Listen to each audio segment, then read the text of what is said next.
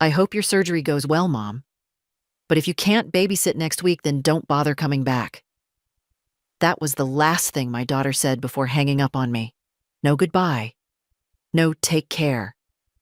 Just that. Sharp, cold, and final. I sat there in my recliner, the phone still warm in my hand, the living room around me too quiet. Outside, the late October sky was bruised with rain clouds, and my right leg throbbed from the bone-deep ache that made walking to the mailbox feel like a mountain climb. Tomorrow, I'd be in surgery, a full hip replacement. I should have been resting, gathering strength. Instead, I was replaying Caitlin's voice like a stuck record in my head. For 73 years, I thought I understood family. I thought being a mother meant giving, always. Showing up, no matter how tired, no matter what it cost you. My husband, Bill, used to tell me, "Linda, you can't pour from an empty cup." But Bill's been gone 11 years now, and somewhere along the way, I forgot that I had a cup of my own at all. Caitlin had asked me, no, expected me, to watch her youngest, Mia, every day after school, while she and Jared settled into their new business. I'd been doing it for 6 months already. Pickups, snacks, homework, dinner some days. I'd even driven in pain when I could barely press the pedal. But now, with the operation looming, I told her, carefully, calmly, that I needed a few weeks to recover. Just until I could walk again without assistance. I expected concern, or at least understanding. What I got instead was her silence. Then the sentence. That sentence. I lowered the phone into my lap and sat still for a long time. Even the clock on the wall seemed too loud. I didn't cry. I wish I had. Crying would have meant I was still waiting for something from her, for warmth or softness or some sliver of regret. But I didn't want anything anymore. Not after that. I looked around the living room. Photos on the wall. Caitlin at her wedding, the grandkids at the beach, all smiles and sunscreen. None of those smiles felt real anymore. They were things I'd paid for. The wedding dress, the honeymoon, the condo down payment. Even the family therapist when things got rocky between her and Jared. I paid for that too, with checks and long drives and casseroles, and my own body falling apart from doing too much for too long. My bag was packed for the hospital. Pajamas, slippers, a new novel I probably wouldn't read. The nurse would pick me up in the morning. Caitlin hadn't offered. Neither had Jared. Or the boys. Mia would have, I thought. But she was 9. I pushed myself up from the chair with a groan, my joints screaming. In the mirror by the hallway, I caught my own reflection.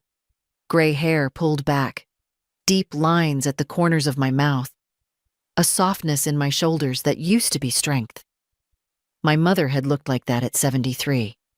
I remember thinking she looked so tired. I understand it now. On the kitchen counter lay the envelope I'd planned to give Caitlin for Thanksgiving. $1,000 toward Mia's orthodontics. No one had asked. I just knew they'd mentioned braces, and I thought it would help. I tore it in half. Then again. And once more for good measure. The next morning, the nurse arrived on time, cheerful and kind. Her name was Olivia. She held my arm gently as I stepped out onto the porch, cane in hand. "Family meeting you at the hospital?" she asked. I smiled faintly. "No, it's just me." After she loaded my suitcase into the trunk, I took one last look at the house. The pumpkins Caitlin's kids had carved were still on the steps, sagging now. I'd helped with those, too. Cleaned up the seeds, baked the pies. Tomorrow I would wake up with metal where bone used to be, a new hip, a new wound, and maybe, just maybe, a new beginning. But not for Caitlin. Not anymore. The hospital room was clean, too bright, and smelled faintly of antiseptic and lemon polish. I lay there after the surgery, half awake, half dreaming, with a bandage over my hip and a steady ache pulsing through the lower half of my body.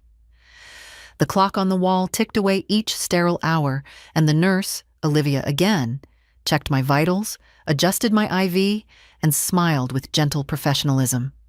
"No visitors today?" she asked around noon, glancing at the door. I shook my head. "Didn't expect any." She didn't press. Good nurse. Pain has a way of making you honest with yourself. Between the anesthesia wearing off and the long, vacant hours, I had no choice but to face everything I'd been avoiding. It wasn't just Caitlin's words yesterday. It was years of small cuts, piling one on top of the other, until they became something sharp and deep. After Bill died, I made myself essential. That's the word I used, essential. I picked up the kids after school so Caitlin could get a promotion. I loaned her money when Jared's first business fell apart. I helped pack and unpack their house when they moved 3 times in 5 years. I made myself necessary because I believed that necessity meant love. But it doesn't. A necessary person is only loved until she says no. It started to rain around 3 in the afternoon. Soft. Steady. I watched droplets collect on the window like little truths lining up side by side. At 4, my phone buzzed on the tray beside me. A text. I tapped it open with a trembling finger. Mia, 9:04 a.m. "Grandma, are you okay?" Just that. No emojis, no spelling errors. Just a quiet question from a child who had more heart than the adults around her. I stared at the message for a long time before replying. Me. "I'm okay, sweetheart." Getting stronger. She didn't answer right away. Probably in school. I pictured her at her desk, chin in her palm, waiting for the bell to ring. I missed her. Not because I had watched her every day, but because when she was around, I didn't feel like furniture. At 5, another buzz. This one from Jared. "Jared, hope recovery is smooth. Let us know if you need anything." That was it. A sentence built from obligation and distance. I didn't reply. The first night was hard. I couldn't sleep. Every hour the nurse came in, every beep of the monitor reminded me how quiet the rest of my life had become. I tried to distract myself. Watched the muted TV, counted ceiling tiles, listened to the faint sounds of footsteps in the hallway. But always, I came back to the same thought. What happens when you stop being useful to people who only see you as help? The answer was lying in that hospital bed, alone. By the second morning, the fog of anesthesia lifted just enough for the anger to settle in. Not loud anger, not rage. Something quieter, heavier, like a rock in my chest. When Olivia helped me out of bed and into the chair by the window, I thanked her. She smiled and said, "Strong lady, you are." I smiled back. I didn't feel strong. But maybe strength doesn't feel like fire. Maybe it feels like stillness. Later, the physical therapist came in. His name was Brad, mid-30s, too cheerful, but good at what he did. We practiced standing, then a few steps with a walker. "You'll be home in a few days," he said encouragingly. "You've got this." I didn't tell him that going home meant returning to silence. Or maybe that wasn't true anymore. Maybe silence wasn't something to fear. Maybe silence could be mine. That evening, as the sky turned dusky pink beyond the glass, I opened the Notes app on my phone and started a list. Things to cancel. Weekly grocery runs for Caitlin. Mia's violin lessons, I pay half. Monthly utility supplement. Birthday trip I'd planned for Caitlin's 40th. Savings transfer. I set up last year just in case. Each line felt like a stitch being pulled out. And for the first time in a long while, I didn't feel like unraveling. I was ready to rebuild. The hospital released me on a Wednesday afternoon. Olivia helped me into the transport car and hugged me before closing the door. She was the only one who'd held my hand through this, a stranger, really, but kinder than my own daughter. The driver didn't speak much. I didn't need him to. Outside the window, my neighborhood passed by in quiet motion. The same trees, the same mailboxes, the same brick houses lined up like old soldiers. But something felt different. Not the world, me. When we pulled up in front of my house, I sat still for a few seconds. My cane leaned against the door, a dull ache pulsing from hip to knee. I knew the pain would stay for weeks, but that wasn't what kept me from opening the door. It was the stillness inside. I used to crave it. Now, I feared it might swallow me whole. The driver helped me to the porch and waited until I unlocked the door. Inside, the house smelled faintly of lavender and closed blinds. Nothing had moved. No dishes in the sink. No toys on the carpet. No evidence of anyone missing me. I lowered myself onto the couch and took a breath. The silence wrapped around me like an old shawl. Then I noticed the envelope on the hallway table. My mail had been held at the post office and someone must have picked it up. Probably my neighbor Doris. I'd have to call her later. The envelope on top was thick, ivory, with a gold border. Caitlin's handwriting. Inside was a card, a pretty one, with daisies on the front. I opened it, bracing myself. "Mom, I hope your recovery is going okay. We've had a crazy week. Sorry we haven't called. Mia says hi. Let us know when you're back on your feet. Love, Kay." No apology, no warmth, just a note to cover the bases. I placed the card back on the table and sat down again, staring out the window. Something inside me shifted. A line had been crossed, not by Caitlin, but by me. I had finally stopped waiting. That night, I opened the bottom drawer of my desk, the one where I kept financial records, old receipts, gift lists, and every check I'd ever written to Caitlin since Bill died. I started laying them out one by one. The $4,500 check for Mia's preschool. The $12,000 loan to cover Jared's failed app idea. The grocery allowances. The car repairs. The college savings deposits I made just in case. I added them up. I didn't cry. I didn't even feel shocked. It wasn't about the number. It was the pattern. Every one of those checks had a piece of me in it. Time, care, fear. I wasn't just giving money, I was buying permission to stay in their lives, and now they'd revoked it anyway. The next morning I called the bank. A young woman with a pleasant voice answered. Her name was Caitlin too. I almost laughed at the coincidence. "Mrs. Harper, how can I help?" "I'd like to review the automatic payments on my account, and then I'd like to cancel most of them." We went through them line by line. As she read each one aloud, I listened closely, stopping her often. "No, cancel that. That one too. Yes, all of them connected to my daughter's household. Every single one." There was a pause. "Are you sure, ma'am?" I looked out the window. The maple tree across the street was losing its leaves. I thought of how many seasons I'd let pass without tending to my own. "Yes," I said. "I'm sure." Caitlin confirmed everything and made notes for the branch manager. I thanked her and hung up.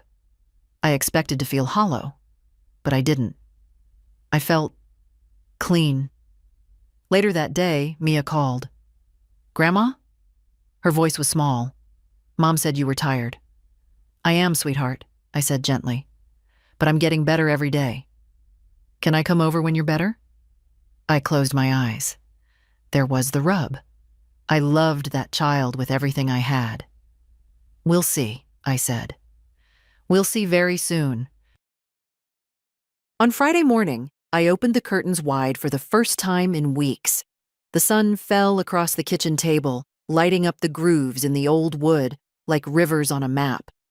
I made myself a real breakfast: eggs, toast, black coffee. Not for anyone else, just for me. The phone didn't ring. No calls to ask if I could pick someone up. No texts asking for just a little help this month. It was the quietest my life had been in years. And it was mine. Around noon, I reached for the folder I hadn't opened in a long time, the one labeled Estate. Inside were neatly arranged papers, the deed to the house, Bill's will, my own draft from years ago, never finalized. There were also account statements and a copy of a trust I'd considered setting up once, back when I believed Caitlin still saw me as a person. That was before the years of polite avoidance turned into expectation. Before she started treating my help like a subscription, renewable, unlimited, and silent. I pulled out the blank pages of the old will. I didn't want to think in terms of punishment. This wasn't revenge. It was clarity. Caitlin had made her position clear. If I wasn't useful, I wasn't welcome. I was simply agreeing with her now. But Mia was different. That girl had spent hours curled on my couch reading, had learned to knit with me one winter, had once brought me a bouquet of dandelions with a note that said, "You are my best grown-up." I couldn't forget that. The phone rang, interrupting my thoughts. "Mrs. Harper?" A familiar voice, Caitlin from the bank. I just wanted to confirm, we've completed cancellation of all outgoing transfers linked to the Harper-Bennett household. And your investment manager mentioned you might want to set up a new trust? I looked at the sunlight still pouring over the table. Yes, I said. I want to open a trust in my granddaughter Mia's name, and I want it managed independently, protected. She won't have full access until she's 25. Caitlin paused, then replied, "That's very doable. We'll start drafting it today. Do you want us to notify the family?" "No," I said quickly. "Not yet." There was a kind of relief in that, like cutting a cord that had long since frayed but still dragged behind me. After we ended the call, I walked slowly to the closet in the hallway, cane in one hand. I reached up, painfully but deliberately, and pulled down an old photo box. Inside were pictures. Bill in his work boots, Caitlin as a baby, and one of me in my nursing scrubs holding a newborn Mia. I set that photo on the shelf by the fireplace. That evening, I received a call from an unfamiliar number. "Grandma?" Mia's voice, soft and uncertain. "Can I ask you something?" "Of course, sweetheart." Did you and Mom have a fight? She said you're mad at us." I took a long breath. "I'm not mad, Mia. I'm just making different choices now." She was quiet on the other end. Then, "Are you still my grandma, even if I don't come over a lot?" I closed my eyes, willing back the heat behind them. "I will always be your grandma, no matter what." She didn't speak right away. I could hear her breathing, then a soft sniffle. "I miss you." "I miss you too." After we hung up, I sat in the armchair with the photo of her in my lap. There was grief in that moment, but also peace. For the first time in years, I wasn't trying to win anyone back. I was simply standing up. The following Monday, a letter arrived in the mail. No return address, just my name written in Caitlin's careful, slanted handwriting. I stood at the kitchen counter for a moment before opening it. I didn't feel dread, just a dull curiosity, like picking up a stone to see what's underneath. Inside, a folded sheet of stationery, the same soft cream color she used for thank you notes when she was little. "Mom," it began, "I don't know what's going on with you lately. Jared and I have tried to be patient, but the lack of communication is getting hard. If this is about the surgery, I already said we were overwhelmed that week. Things happen. That doesn't mean you need to overreact. Mia is confused. I don't want her dragged into any tension between us. She's been asking about you. I'm trying to protect her, but it would help if you could clarify what's going on, preferably in person. I think we should have a family meeting and clear the air. Let me know what time works. K. No apology. No admission. Just more of what I'd learned to expect. Pressure wrapped in politeness, control disguised as concern. I placed the letter back into the envelope, then into the drawer with the rest of the ones like it. The bills, the thankless thank yous, the Christmas updates that always arrived a week late with barely a signature. That afternoon, I had an appointment with Francis Leland, my attorney. Bill and I had first met him in the late 80s when we were rewriting our wills after Caitlin was born. Francis had been fresh out of law school back then, all bright eyes and crisp shirts. Now he was gray at the temples and slower to stand, but still sharp. He greeted me with a firm handshake and a warmth I hadn't felt from my own family in years. "Mrs. Harper," he said, gesturing me into the chair. "I got your message. Trusts, wills, changes. I figured something serious must have happened." I nodded. "It has." He raised an eyebrow, but didn't push. "Walk me through what you want." I told him everything, the canceled payments, the trust for Mia. The will I wanted changed. "No distributions to Caitlin or Jared," I said flatly. "Nothing." Francis leaned back in his chair, tapping a pen against his pad. "Are you certain?" "I'm 73, I replied. "I've spent the last 30 years giving without question. I am absolutely certain." He nodded slowly, then began to write. We spent over an hour going through scenarios, language, contingencies. He made suggestions, asked careful questions. I answered all of them with a steadiness that surprised even me. When we finished, he leaned forward. "Most people come in here heartbroken," he said gently. "You don't seem that way." I thought about that. "I was heartbroken for years," I said. "Now I'm just done." Back home, I made myself a cup of tea. Earl Grey, just how Bill liked it. The house was still quiet. The silence didn't feel empty anymore. It felt earned. That evening, Mia sent a voice message. "Grandma, can I come over this weekend? I want to show you the thing I made in art class." I listened to it 3 times. Then I replied, "Of course you can, sweetheart. I'd love to see it." No need to run that by her mother. Saturday morning came with the smell of rain and the creak of my front gate. I was sitting in the armchair with my second cup of coffee when I heard the knock. 3 soft taps, a rhythm I knew. I opened the door to find Mia standing there, her raincoat slightly too big, her hands clutching a plastic folder to her chest. "Hi, Grandma," she said, like it hadn't been weeks, like nothing in the world had changed. "Hi, love," I replied, stepping aside to let her in.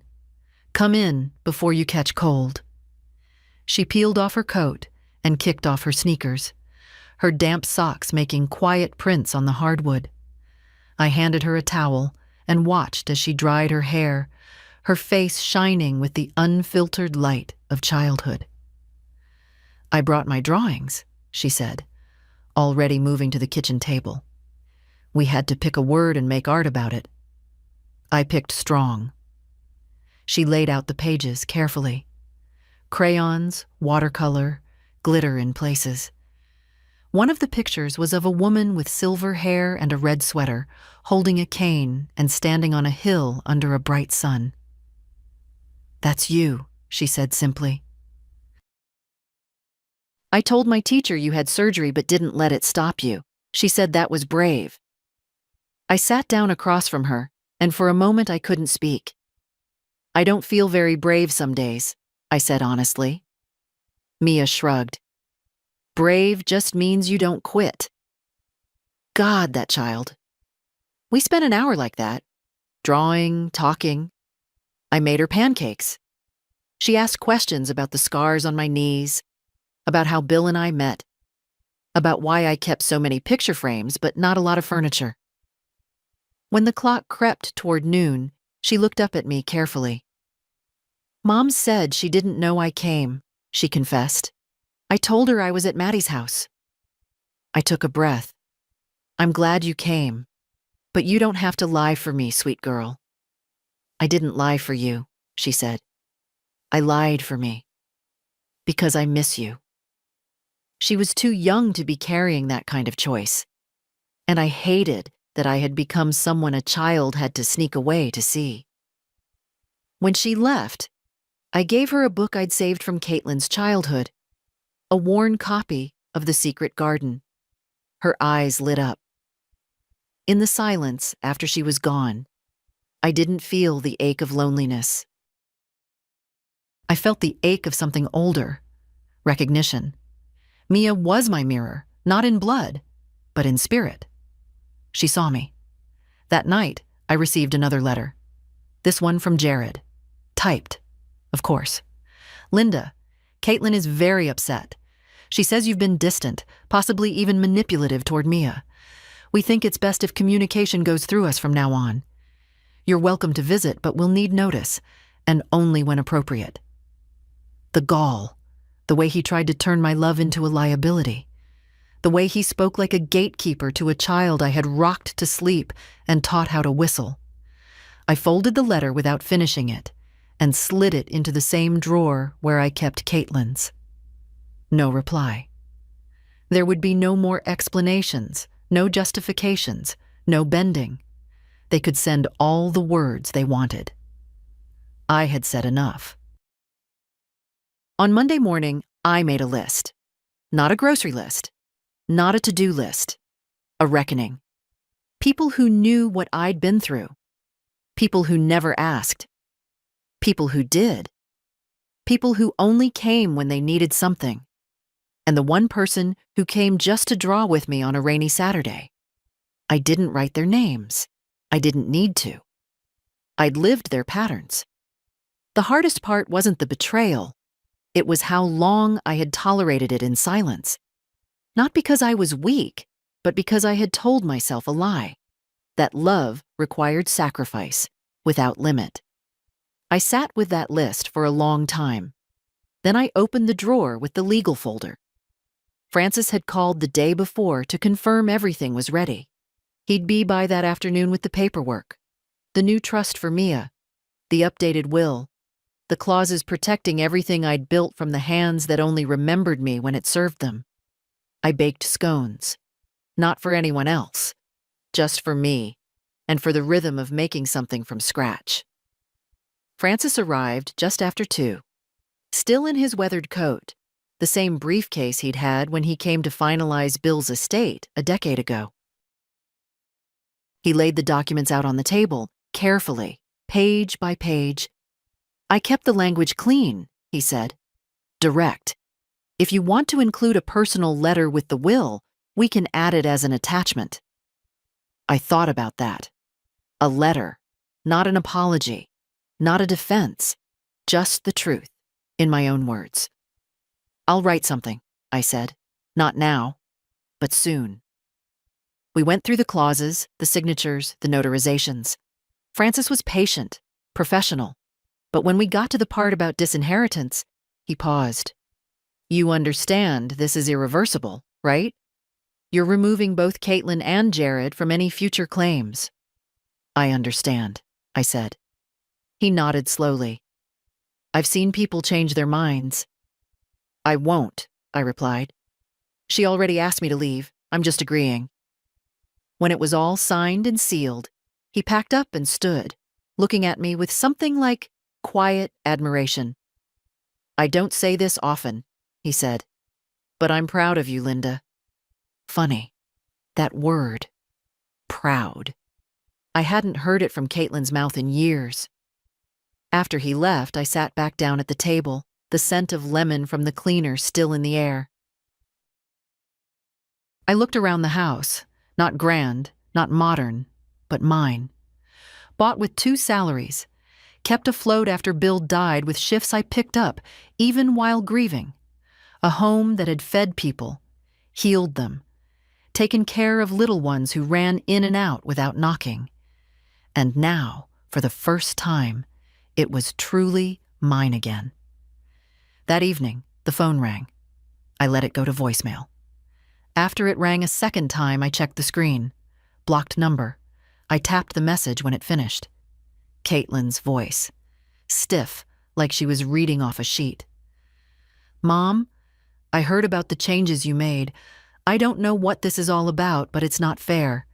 You're cutting yourself off from your family, from your legacy. You're hurting Mia. Call me back." There it was again. Legacy. As if I were an inheritance, not a person. As if affection could be measured in balances and beneficiary rights. I saved the message. Not to replay. Just to remember the sound of someone who didn't realize they were too late. That night, I slept the whole night through. No pills, no radio, no tears. Just sleep. Wednesday brought the first real cold snap of the season. The wind pressed against the windows like a warning. I wrapped myself in Bill's old cardigan, the one that still smelled faintly of cedar and pipe tobacco, and sat by the fire with a cup of tea, the signed documents now sealed and filed in the cabinet beside me. Around noon, the doorbell rang. Not a call, not a letter, an actual knock on my door.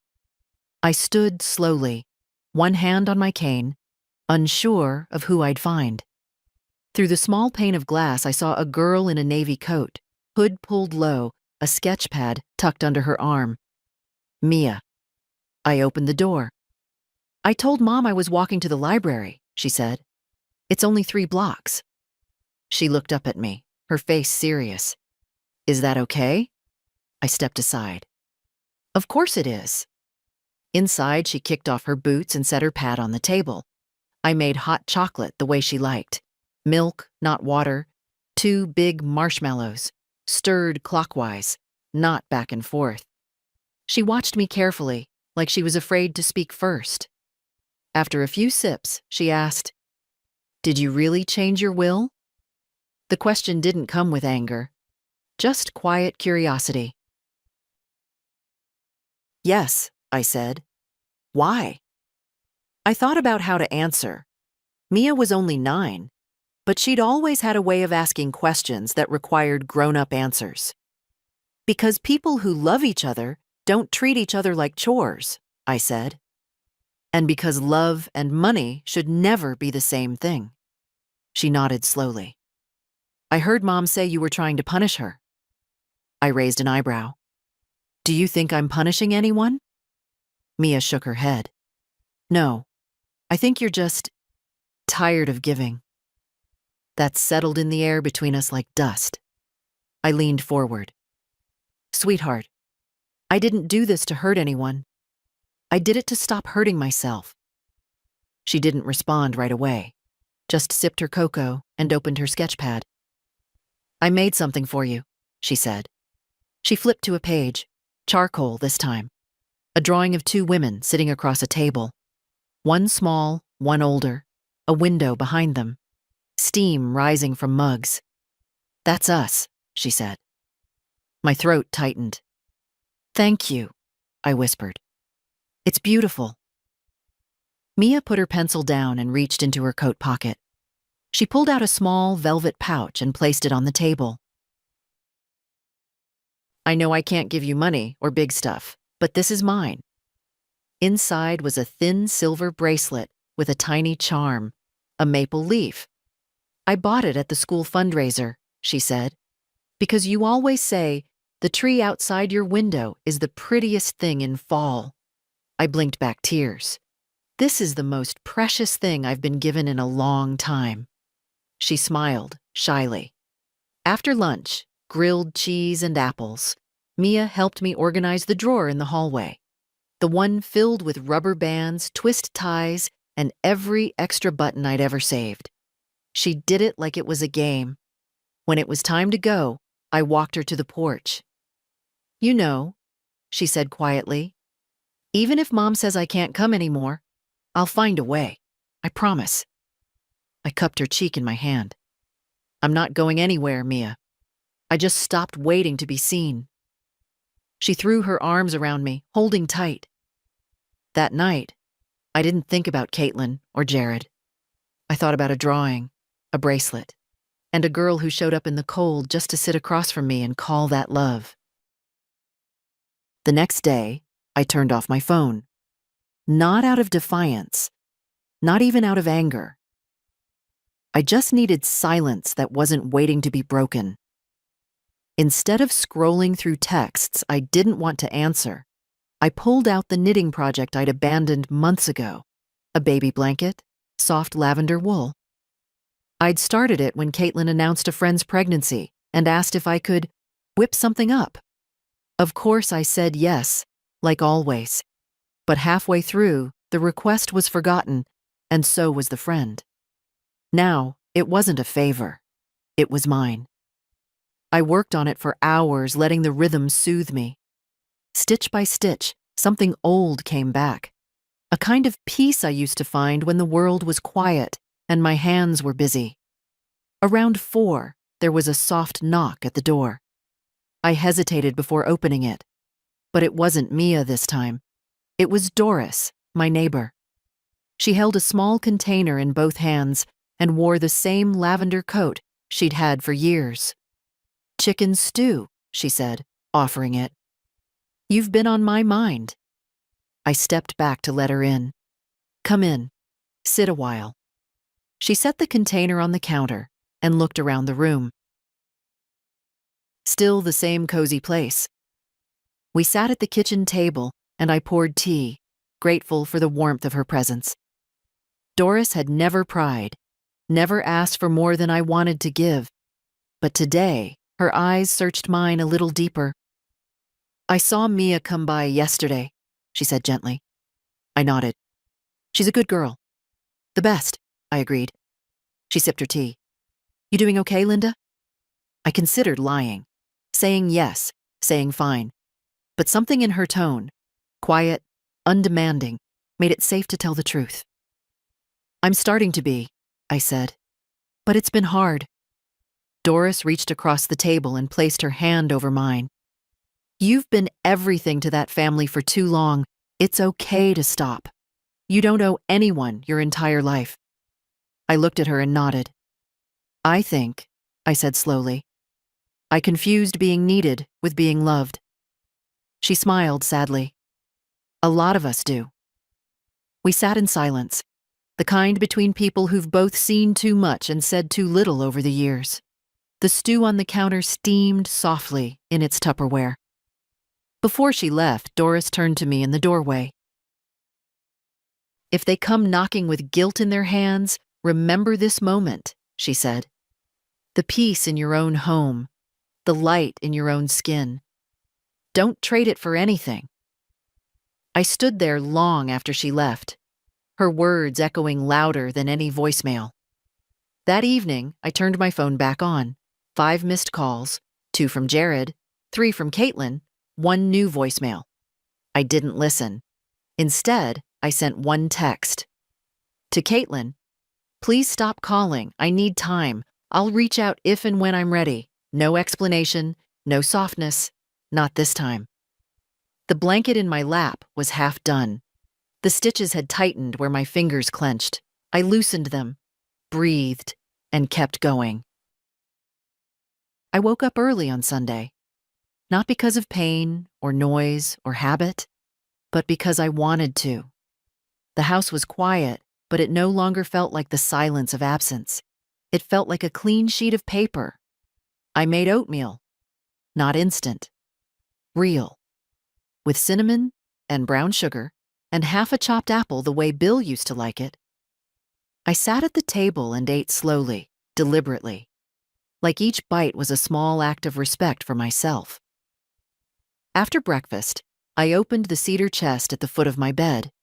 Inside were the keepsakes I hadn't touched in years: old letters, Bill's watch, a faded concert ticket from 1974, a hospital bracelet from the day Caitlin was born.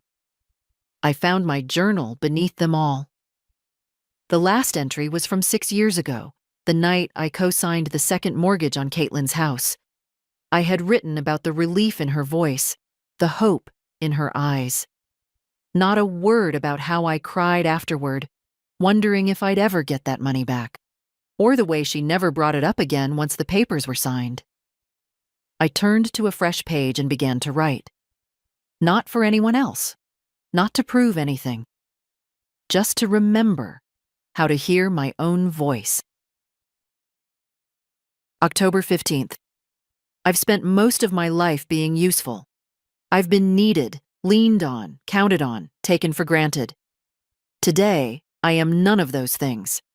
And for the first time, I think I might be free. The words weren't dramatic. They didn't bleed. But they were true. Later, I stepped out into the backyard. The maple was beginning to lose its leaves. Gold and rust-colored patches scattered across the lawn like old promises. I used to rake those leaves so the kids could jump in the piles. Now, I let them fall. I sat in the old wicker chair by the garden path, blanket over my knees, and watched the breeze move through the branches. It was enough. That afternoon, I received a short email from Caitlin. Subject: Disappointed mom, I've respected your space. But Mia is hurting. I think you're being selfish. We're trying our best, and you're making it hard. K. No greeting, no warmth, just blame dressed as concern. I didn't reply. That evening, Mia called. I'm not supposed to be on the phone, she whispered. I'm glad you are, I whispered back. Why are you and Mom fighting? I closed my eyes. It's not a fight, sweetheart. It's just, people sometimes grow apart, even when they don't want to. Will you come to my winter concert? I'll try, I said gently. But I need to know if I'm welcome first. I want you there. That's enough for me. She paused, then said, I wish I could live with you. A lump formed in my throat. Me too, I said. But you know what? You carry me with you, just like I carry you. When we hung up, I stared at the phone, not crying, not aching, just steady. I had stopped living my life as an extension of someone else's, and in that quiet, something beautiful had begun to grow. The mail arrived late that Monday. I was washing dishes when I heard the soft flap of the mailbox and the light thud of envelopes hitting the floor. I dried my hands slowly. No hurry anymore. No anxious hope that maybe, just maybe, there'd be a letter of apology, or a warm update, or even an honest question like, how are you, Mom? Instead, I found the usual stack. Utilities, a magazine I never subscribed to, and tucked among them, a thick envelope with my name written in Jared's tight, sharp handwriting. I considered leaving it unopened, but I didn't. Inside was a printed letter, clipped to several pages of typed notes. Linda, it began. After our recent disagreements, I believe it's necessary to have clarity about the financial arrangements tied to the Harper Bennett household. Please review the enclosed breakdown of past support as it pertains to co-investments, shared responsibilities, and informal commitments. My eyes skimmed the rest. Charts, estimates, vague references to conversations that never happened. It read like a preemptive legal defense, like a man building a case against a woman whose only crime was saying, enough. At the bottom, he'd written, "We hope you will reconsider your recent decisions. Family should operate on trust, not retaliation." Retaliation. I sat down at the kitchen table, folding the letter neatly, pressing each crease with care. There had been a time I would have wept over that. Would have called Caitlin, tried to explain. Would have felt guilt crawl under my skin like a rash. But now I only felt tired of the performance.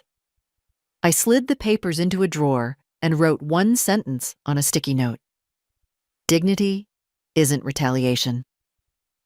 I stuck it to the fridge. Around 4, Doris came by again, bringing cinnamon rolls still warm from the oven. We sat on the porch, watching the sun dip behind the rooftops. You look lighter, she said, handing me a napkin. Like you finally put something down. I did, I said. A few things. She glanced at the envelope still sitting on the table inside. More family trouble? Attempts at negotiation, I said. But they've mistaken my silence for confusion. Doris chuckled. Happens to all of us when we stop nodding and start thinking. We sipped our tea in peace. I didn't tell her everything. She didn't ask. It was enough to sit beside someone who wasn't trying to fix me or scold me or squeeze something out of me. That evening, I lit a candle on the windowsill. Not for ceremony. Just because I wanted the warmth. The house smelled like cinnamon and old wood and quiet choices. As I got ready for bed, I passed the mirror in the hallway. I caught my reflection mid-step. Hair silver, sweater loose, eyes sharp. There was no softness left for them to twist. And strangely, I didn't miss it. Thursday brought an unexpected visitor. I was halfway through sorting the linen closet, finally tossing pillowcases I'd been meaning to fix for 10 years, when the doorbell rang. 3 short rings. I peeked through the window. Caitlin. Alone. No Jared. No kids. Just her, standing stiffly on the porch, arms crossed, chin lifted like she expected resistance. I didn't open the door right away. She rang again. I counted to 10, not out of spite, but to decide whether I owed her anything in this moment. An answer, an opening, a hallway she hadn't walked in months. Then I opened it. Caitlin, I said. Not cold, not warm, neutral. Like a receptionist at a desk she didn't want to sit behind anymore. Hi, she said, like it was a question. I waited. Can I come in? I stepped aside. She walked into the living room like it was a stranger's house. Her eyes scanned everything, as if seeing it for the first time. I wondered how long it had been since she really looked at anything in here. At the photos, the books, the chair where her father used to sit. I thought we could talk, she said, perching on the edge of the sofa. Without all the tension. I nodded. Talk. She took a breath. I know you're upset, but this division, this punishment, it's too much. Punishment. Again. I didn't reply. I just don't understand why you'd cut off everything. The trust, the help. You know we've been under pressure. Jared's business is still... I held up a hand. Stop. She blinked. I didn't ask you here, I said evenly. And I didn't cut off everything. I stopped funding a lifestyle that excluded me. Her jaw tensed. You stopped being a mother, she said quietly. I looked at her. My daughter, now 42. Polished, efficient, brittle. No, I said. I stopped being a servant. She flushed. That's not fair. Neither was being asked to babysit while recovering from surgery. She looked down. That was one moment. No, I said. It was a culmination. Caitlin leaned back, arms crossed. I didn't come here to fight. Neither did I. So, what do you want, Mom? The words came out like a challenge, like a dare. I took a breath. I want respect. Not because I paid for your home, or because I helped raise your kids, but because I am a person, not a resource. Not a placeholder. She looked away, blinking quickly. Mia misses you, she said, quieter now. I miss her too. She's asking questions I don't know how to answer. Then be honest. Caitlin stood. I don't think you realize what you've started. I do, I said. I started putting myself back together. For a moment, she didn't move. Then, without a word, she walked to the door. Before leaving, she turned. I don't agree with how you've handled this. I didn't ask for agreement, I replied. The door clicked shut behind her. I stood in the silence she left behind, hand on the edge of the table, breath steady. Later that night, I received a text. Mia, Mom says you're mad at her. Are you mad at me too? I typed back, never. Some things don't change. The next morning, I opened the curtains early. The light came in pale and slow, the kind that makes you notice the dust floating in the air. I let it wash over the living room, over the quiet house, over the armchair where Bill used to sit, and the rug Mia once spilled apple juice on. I made coffee and let it go cold. Just holding the warm mug was enough. Then I opened the bottom drawer of the secretary desk, the one where I kept old papers, cards, clippings. At the very back was a small envelope with a name written in cursive. Eleanor Weller. My mother. She died when I was 26. I hadn't opened this envelope in decades. Inside was a note written in her hand. Being a mother is a long goodbye. Let go gently, but don't disappear. I stared at that line for a long time. I'd always believed I was failing that task, that letting go meant disappearing. So instead, I clung to their needs, to the favors, to the excuses. But I hadn't let go gently. I'd held on until I broke. And now, here I was, stitching myself back together without asking anyone to notice. I folded the note and put it back. Then I took out fresh paper and began to write a new letter.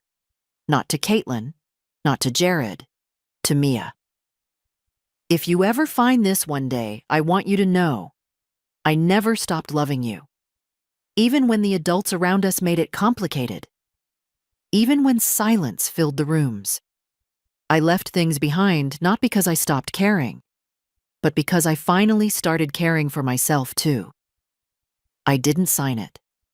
Some things she'd understand better later. That afternoon, I received an email from the bank. The trust for Mia had been finalized. The legal language was dry, but the effect was simple. She would have her future, untouched by anyone else's control. Protected. Quietly waiting. I printed the document and filed it in the cabinet. Then I baked a lemon cake, the one I used to make on Bill's birthday. Mia loved that recipe too. I cut a slice and set it on the table with a note. You're always welcome here, even if no one else says it out loud. That evening, just before dusk, I saw her through the window. Mia. On her bike, weaving slowly up the path. She stopped at the porch, helmet askew, cheeks pink from the wind. I opened the door before she could knock. I smelled cake, she said simply. I smiled. You're right on time. We sat at the table, two women at different ends of life sharing crumbs and stories. She told me about her art teacher, her new friend who loved fossils, her secret wish to become a writer. I listened like every word was a jewel. When she was done, she took a crumpled paper out of her backpack, a drawing, a big tree with roots reaching deep underground. This is you, she said. You don't fall over when the wind comes. I couldn't speak, so I just pulled her close and let her stay there, in the hush of a house no longer defined by what it had lost, but by what it had chosen to keep. On Sunday, I put on my best coat, not fancy, just the one that still made me feel like myself, and walked 2 blocks to the old church with the tall oak out front. I hadn't been in years, not since Bill's memorial. The pews were mostly empty. A few quiet bodies scattered like memory. I didn't come to pray. I came to sit where I used to feel grounded. I closed my eyes. For years, I thought forgiveness meant returning to the same seat, even after you'd been pushed off it. Now I understood. Sometimes forgiveness means walking away, without bitterness, without spectacle, and simply never handing someone the power to knock you down again. Back home, I sat on the porch with my knitting. The lavender blanket was almost done. It was full of uneven stitches and places where my hands had trembled, but it was mine. A text buzzed. Caitlin. We're going out of town next week. Mia wanted to ask if she could stay with you. There was no apology, no ownership, just a casual offer dressed as generosity. For a moment, I stared at the message. I thought of the trust, the changed will, the years, the surgery, the words that had never come. Then I typed back, Mia is always welcome in my home. You, however, are not entitled to ask anything of me. If she needs me, she knows how to reach me. No punctuation at the end. No warmth, but not cruel either. Just final. An hour later, Mia called. Grandma, she whispered, did you say yes? I said you could come any time, sweetheart. She sighed with relief. Good, because I already packed. I chuckled softly. Well, I better wash the extra sheets then. When she arrived the next morning, she had one small suitcase and a book under her arm. No fanfare. No luggage dragged up the steps by Jared. Just her. That week, we made pancakes every morning. Read late into the night. She helped me sort the attic. We found old photos of her mom in pigtails, holding a garden hose, scowling into the sun. Mia laughed. She looks like me. You look like yourself, I said. But maybe the best parts came from the parts she forgot. One afternoon, she found the lavender blanket on the armrest and held it to her face. Is this for me? No, I said. It's for the girl who reminded me that I'm still here.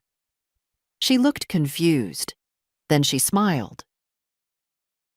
I know who that is. On Mia's last morning with me, the sky turned silver before dawn. I stood at the window and watched the wind shake the trees, the big maple outside shedding its last bright leaves like confetti for something ending, or maybe just beginning. She was still asleep on the pull-out bed in the den, curled into herself, one foot sticking out from under the blanket I'd made. I watched her for a moment, quietly. Her breath steady, her brow soft. She looked so much like Caitlin did at that age, and yet nothing like her at all. Later, as we ate breakfast, she looked up from her toast and said, Grandma, when I grow up, I'm going to buy you a house next to mine, so we're never far. I smiled. That's a beautiful thought, but I don't need a new house.